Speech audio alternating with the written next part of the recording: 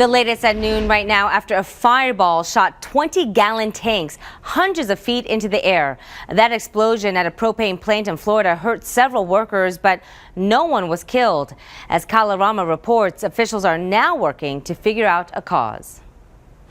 Hundreds of charred propane tanks litter the ground at the Blue Rhino propane plant in Tavares, Florida. It's hard to believe nobody was killed after a wave of explosions triggered a massive fireball last night. 20-gallon propane tanks commonly used for barbecue grills were launched hundreds of feet into the sky. Ooh, did you see that? We are finding cylinders outside of the property line for Blue Rhino. There were about 53,000 tanks at the plant at the time of the blast. About 24 workers were on the overnight shift when the violent firestorm broke out. And it probably threw me back about 3 feet.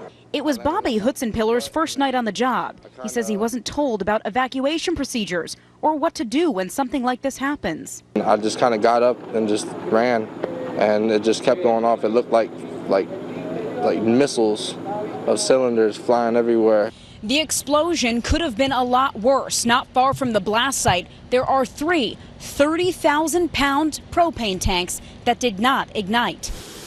Investigators are looking into why hoses set up to spray water on those tanks in case of a fire did not go off. The fire chief says the possible causes of the accident include equipment malfunction and human error.